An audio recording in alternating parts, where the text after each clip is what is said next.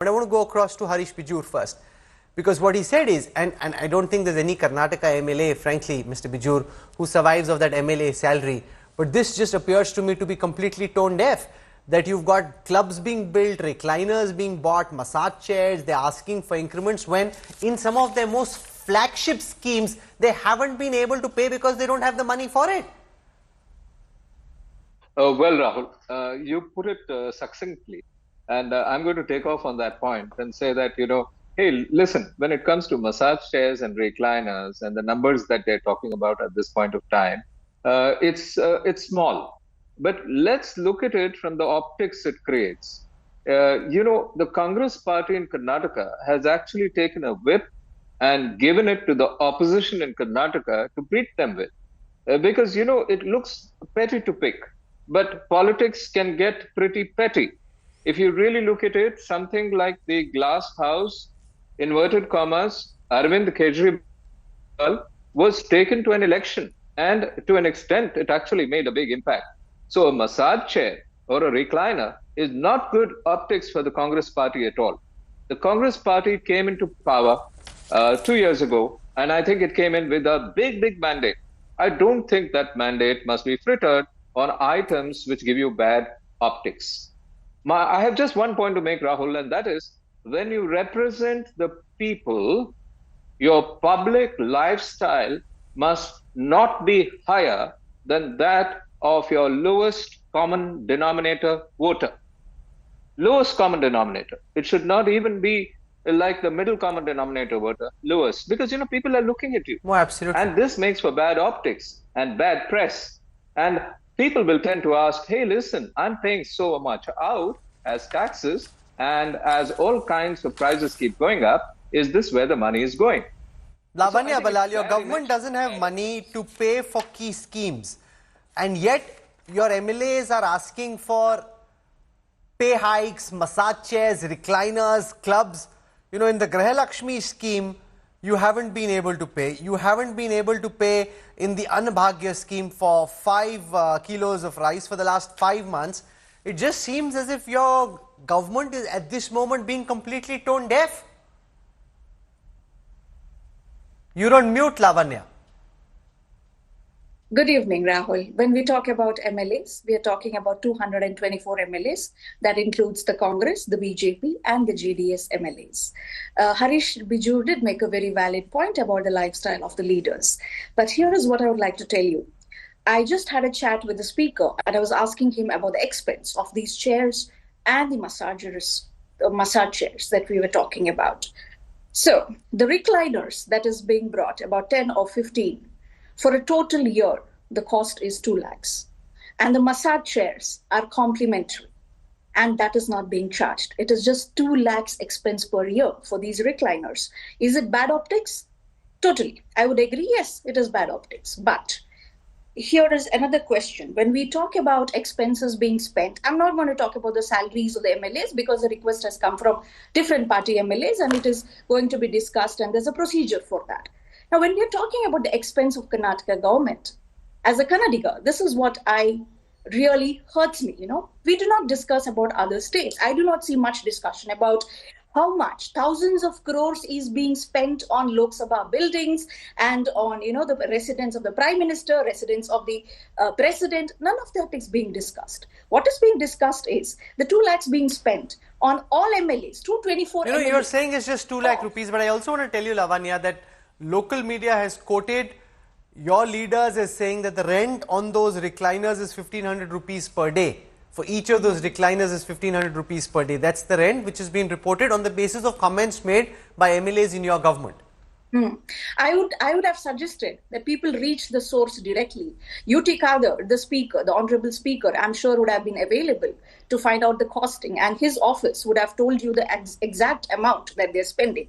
This is the amount he told me. No, but you're allocating 20 crore rupees for a club for MLAs?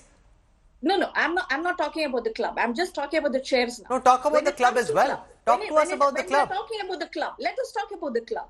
What are the perks that we are getting in Lok Sabha? The MPs are getting meals at 10 rupees subsidized. Why isn't anybody talking about it? Do the MPs need a meal at 10 rupees? The luxurious, scrumptious meal that they have? No, Or last when I went to Parliament, that subsidy is no longer that much. It's no longer 10 rupees. It used to be 10 rupees. Lavanya, it used to be 10 rupees many years ago. That subsidy has been readjusted. It's no longer, you don't get a meal in Parliament for 10 rupees any longer. Yes, absolutely. I agree with you. Yes, it has been adjusted. Now, what about thousands and thousands of crores being spent in Delhi on the structures, the government structures, the residence of the Prime Minister, the residence of the President? Why is nobody discussing about it? Why is it that everybody from the national media has a different scale to measure things in Karnataka? It feels like, we are almost disliked for anything that we do in Karnataka. I'm so sorry, but this does not come across as of valid request. When the speaker says there are MLAs who refuse to come back after the lunch saying they have health issues or whatever, I want to know, why aren't we discussing about that? Who are these MLAs who are not coming back to the session after the lunch break? How many of them from the Congress, how many of them from the BJP or JDS do not attend the afternoon sessions? I think that is what we should be discussing. Of course. About, Okay, one second. Mohan Vishwa, the best argument that Lavanya Balal has, that the Prime Minister is building a new home, there's a new government complex being built, and that's causing thousands of crores as well. So why just look at the few lakhs that we're spending on these recliners and massage chairs? That there's a lot of bias here in favor of the BJP and against the Congress in Karnataka. No. Let me correct it, Rahul. It is not against the BJP or for the BJP. I said against Karnataka. Let me be very clear. Karnataka. Okay. Not against a party. Okay. Let Mohan Vishwa speak for himself.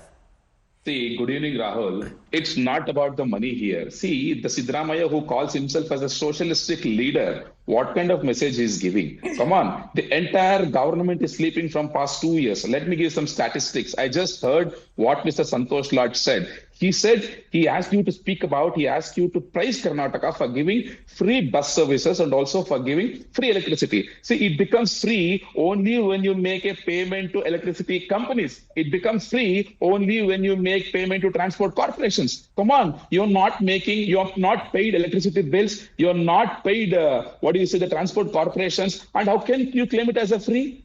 It's like similar to the UPA 2, which the oil bonds pattern followed. Same thing is being followed here. There also, they issued an oil bond which got matured in our term, where we paid for it, and they claim the marketing status. Same thing here. They're not even paying the transport corporations. They're not even paying the the electricity companies, and they claim that they're giving free electricity, free. Come on, what kind of lie is telling here on a national TV, being a minister? This is one thing. Let me finish, madam. Let me finish. I'm here. Okay? And also, as you rightly said, I'll give you one more number.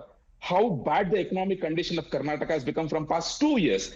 As you rightly said, they've hiked the milk prices, they've increased the stamp duty valuation, they've increased the liquor prices, they've increased petrol price, diesel price, come on. And also the minister said, what is the percentage of increase? Come on, metro price has been doubled almost. Okay, and also BMTC, in a lot of places, they have doubled prices increased. And also the excise duty on liquor has been doubled in so many cases. More than 100% of its increase. Even after increasing, Rahul, the debt in the first year has been increased by 5,000 crores. The debt in the second year has been increased by 1,05,000 crores. Even after increasing the price, even after getting the GST collections, the Karnataka's debt in last 2 years has been increased by 1,90,000 crores. And they are going to make another 1,05,000 crores debt in the coming budget in just 3 years, even after increasing all the prices, without paying anybody, without paying any subsidy, like as you said. They have not even paid Gro Lakshmi amount from past 3 to 4 months. They have not paid electricity companies. Even after that, the debt of the Karnataka has been increased by 3 lakh crores. Then where the money is going? Come on. Their own MLAs. No, let me finish. I'm not finished that. Their own MLAs, their own netas, their own cabinet ministers. I can name them here. There is an MLA called Raju Kage. There is an MLA called Gaviyappa. There is a minister called B.R. Patil. He himself has written a letter to Siddaramaiah that he is not getting the funds for his own constituency. Then where the money is going? There are price hikes. There are loan increase of almost 3 lakh crores. Where the money is going? Okay, let me go across to Sandeep Anirudhan. Lavanya Balal and even Santosh Lad earlier was making the point that they think that the Karnataka government of Siddaramaiah is being unfairly targeted, that there is some kind of a vindictive campaign on against them. Do you think that they're just being tone deaf? It's not how much that club or the salary hike actually costs. It's the fact that you've got critical schemes for which you have no allocations. You've got electricity departments, transport departments which haven't been paid their dues, and yet the MLAs and the government thinks it's okay to be spending on their own welfare. Rahul, it is true that the state is going through a financial crisis. Today's Deccan Herald reported that the debt burden of the state is going to exceed 7 lakh crores. I don't know who's going to repay this amount. And on top of it, we have a Bangalore development minister who wants to take loans of 1.68 lakh crores to build some projects which we don't want. Citizens don't want it. He wants to impose it on the city.